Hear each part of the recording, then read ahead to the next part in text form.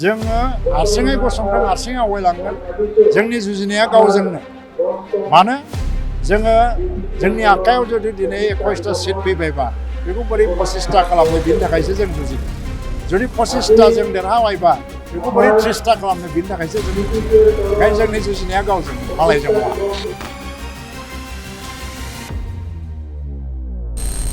दिलीप शइकिया राजनैतिक भाबै बुंदों नन बर'फोरनि भट मोननो थाखाय बुंदों आरो ट्राइबेल बेल्ट ब्लक होननाय जिनिसखौ बेबायदि बुं लानानै सोलायनोबो हाया खिन्थु बियो दिनै आबसुआ खालामबाय थासेयावबो मैया बियो एडभान्स रायज्लायनायखौ खुनु रेसपन्स होआलासिनो केन्डिडेट फोसावना होबाय 22टा समस्तियाव आरो बेबायदिबाथ' बिपिएलआबो फोसावनो गोनां जासिगोन दिनै जिखियानो बुङा गुबुन गुबुन हान्जाफोरा बावहाय आं सानो जे खुनु हान्जाया बिटिआर बा बिटिसिखौ दखल खालामनो बा गभर्नमेन्ट सालायनो हानाय गभर्नमेन्ट फर्म खालामफैनो हानाय क्षमतायानो गैया खालि इउपिपिएलआल' गभर्नमेन्ट खालामनायनि मोनसे क्षमता दं बियो फैयै फैयै फैयै फैयै फैयै गासिबो आंनि एगेन्स्टआव बियो मालाबा जातिद्रहिबो बुंबोदों जोलैनि आंगारबो बुंबोदों आरो मालाबा बियो एनडिएफबिनि रन्जन दैमारिनि दालाल हुसियार होननानै आंखौ पस्टार केम्पेइन खालामदों गासिबो मावजोब्बाय बियो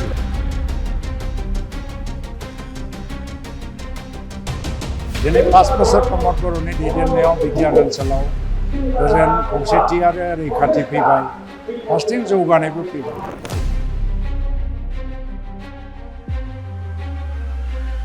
इउपिपिएल दोलोआ फैयै फैयै 10 बोसोराव आगान होफैबाय मोनसे डिकेड इंराजियाव माने दशक असमियाव जेखौ दशक होनो दा बेखौ जे जोङो गायसननाय सान फालिनो हाबाय जोबोद मोनसे देरगानायनि बाथ्रा मानो होनबा मोनसे दशक माने बहुत गोलाव सम नंद्रायाबाबो जोबोद इम्पर्टेन्ट मोनसे टाइम बियो आरो 10टा बोसोराव इउपिपिएलआ जोबोद घात प्रतिघातजों फैबाय गायसनजेननाय समनिफ्राय लानानै 2020 मायथाइसिम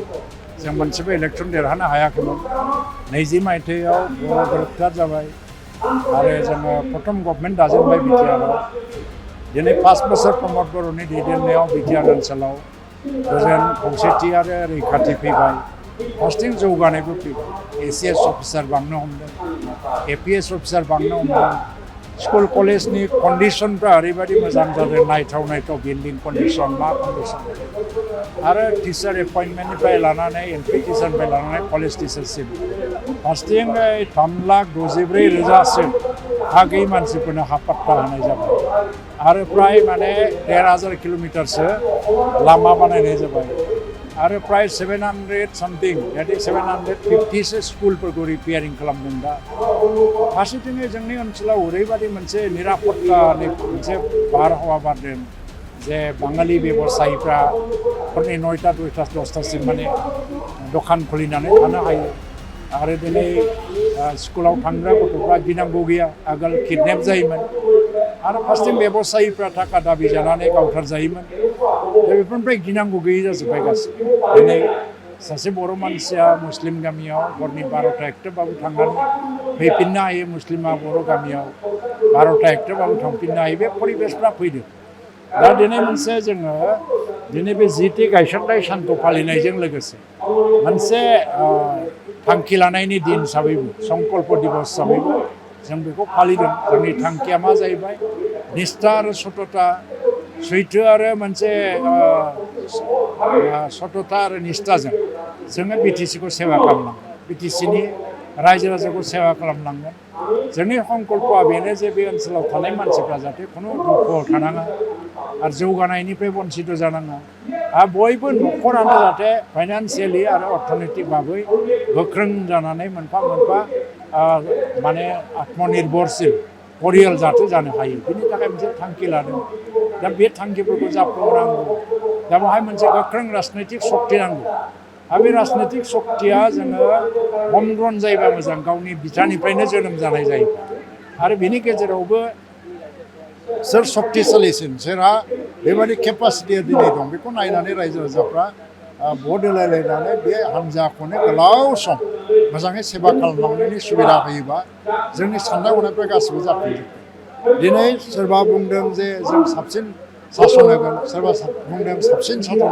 होगोन जायफ्रा बुंदों बिसोरनि सासनाथ' आगोलावबो दंखायो BPF खौल' बुङाखै आं माखासे जेनेबा दिनैहाय गुबुन गुबुन राजनैतिक हान्जा दं बिसोरथ' दिनै BTR सासन खालामाखै आसामखौ सासन खालामबोदों कंग्रेसआबो सासन खालामबोदों तो बिसोरनि समफ्राव नैबे दानि बादि 5 बोसोरनि परिबेसखौ मानो होनो हाबोदिया खिन्थु दिनै प्रमद बर'आ बेवहाय सासन बारखौ लानाय लोगो लोगोनो दिनै रायजो सरकारनिफ्राय लानानै दिल्लीसिम मदद होनो गोनां जाबाय प्रमद बर'नि जे मोनसे महत उद्देश्यखौ नायनानै मदद होनानै दिनै मोनसे शान्तिमय परिबेस मोनसे लाबोनो हादों बोरै लाबोनो हाखो खारन बेवहाय सोरबा बिनि नेतृत्वनि सायाव सोनारगोन जे शान्तिया बोरै फैगोन शान्तिखौ जों बेसेबां दिन लाखिगोन माब्रै लाखिलांगोन जौगानायखौ जों बोरै खालामलांगोन दिनै साख्रि होगासिनो दं प्राय हाजार मानसिफ्रा निजुक्ति मोनगाबाय बे साख्रिनि परिबेसाथ' आगोलाव गैयामोन आगोलावथ' गैयामोन तो दिनै मानो फैखो दिनै आबादारिफोरनो दिनै रां मदद होदों फरायसाफोरनो रां मदद होदों मैगं फाननानै जाग्रा आइजोफोरनो अनसाय बिथांखि होदों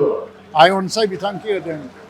मन्दिर मस्जिद बाथौ मन्दिर ब्रह्म मन्दिर आलारि सोरांनि आन्दाराव फैसा होदों मन्दिर लुनायनि थाखाय दिनै बाथौ महासभानि खावलायनाय बादि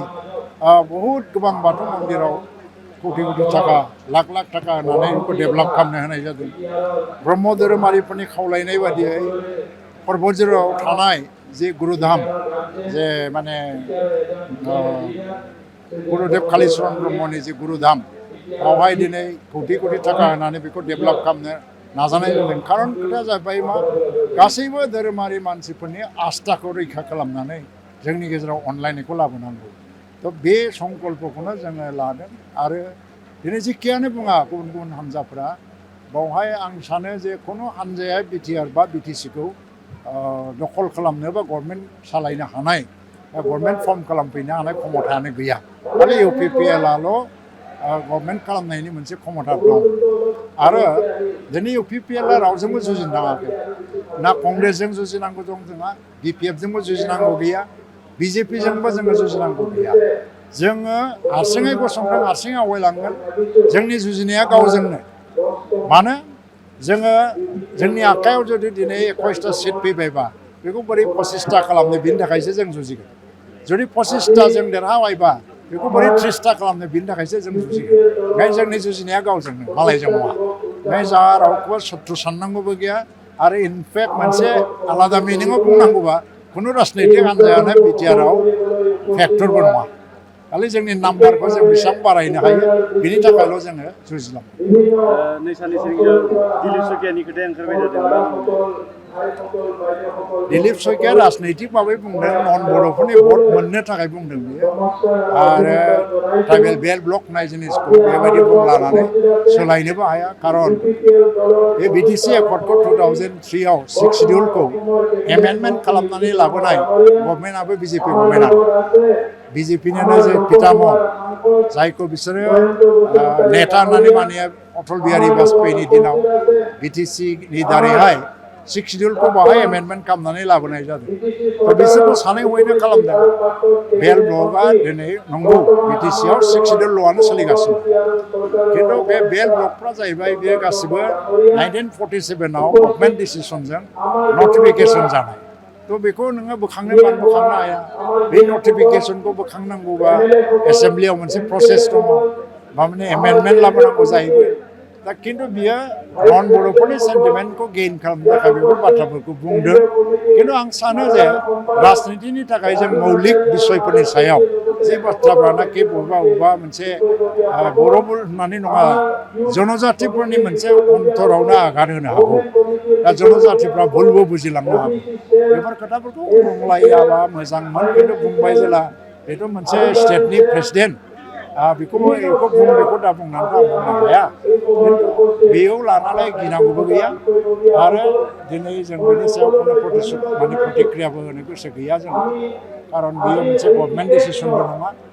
आरो जों बेखौ नायगोन जे माने जनजातिफोरनि अन्तत जों थांनानै थासान्दियाव बर' बा ट्राइबेलफोरनि खुनु अधिकारा खर्ब जानो होआ जों थांनानै थासान्दियाव जों थैनायनि उनाव जों मा जायो बेखौ बे उननि बाथ्रासो खिन्थु जों थांनानै थासान्दियाव जों बेखौ मालाबाबो जानो हाया दुलाराय बर' फरायसा आफादा UPPL आरो BPFनि खोथाखौ खौसेथिनि खोथा सावरायबाय थादोंमोन खौसेथिनि खोथा मोजांबो जाबाय मोजांमोन आंथ' बुंबाय थादों खौसेया जायोबा मोजां बिना सप्तायाव रायज्लायग्रोनांगौ बेनि उनावहाय गासिबो माबाखौ जों थिग खालामनांगौ दा जेनेबा जों जलायोबा खैथा सिटआव BPFआ गेलेनो खैथा सिटआव UPPLआ गेलेनो बबे सिटखौ गेलेनो बेखौ जों थिग खालामनो हायोमोन आरोखि जोंहाबो माखासे खोथा थायो जे जों कमप्रमाइस खालामनो हाया जों बे सिटखौबो नांथारगोन बिसोराबो थानो हागौ बेखौ सर्ट आउट खालामनो हागौमोन खिन्थु बियो दिनै आबसुआ खालामबाय थासेयावबो मैया बियो एडभान्स रायज्लायनायखौ खुनु रेसपन्स होआलासिनो केन्डिडेट फोसावना होबाय 22टा समस्तियाव आरो बेबायदिबाथ' UPPLआबो फोसावनो गोनां जासिगोन खारन नेनानै सोरखौबा नेनानै थाबाय थानानै दलखौथ' जों खहा खालामनो हाया UPPLआथ' बेनि थाखायबो नेनानै दङ जे खौसेथिनि रायज्लायनाया मारैबा जामारलांगोनबो नामा नाथाय बियो केन्डिडेट फोसावना होनानै खौसेथिनि रायज्लायनांगौनि जि प्रसेस बेखौ बबेबा एसे माने दै लुना होनाय बायदि मोनसे हाबाफारि जाबाय आरो आं थेवबाबो जेबो बुङा दुलाराय बर' फरायसाफोरा बेनि इनिसियेटिभखौ लादों जेला बिथांमोनानो थिग खालामगोन बेनि परबर्ती माने मोनसे इनिसियेटिभफोरखौ थ' जियानो जा बर' रायजो राजाफोरखौ आङो खावलायगोनल' जे बर' रायजो राजाफ्रा दिनै मोनसे थांखि लानो सम जाबाय जाय हान्जाया बांसिन नाम्बार देरहागोननि मोनसे पजिसनाव दं बे हान्जाखौनो मदद होनानै बुरजाथार नाम्बाराव देरहाबावनायाव जुदि मदद होयोबा अब्ला जोंनि रिजनेल पार्टि आरो जोंनि बिथानिफ्रायनो जोनोम जानाय राजनितिनि हान्जानि आखायावनो बे BTCखौ दोनबाय थानायनि लामाया जेब्लायबो माने गेबें आरो गोलाव जालांगोन आं बेखौनो खावलायगोन नैबे समाव जोबथा सोंथि खालामबाय हाग्रामा महिलारि गोदान बिथांनि खोथा सोंगोन आं हाग्रामा महिलारि बिथां नोंथांनि सायाव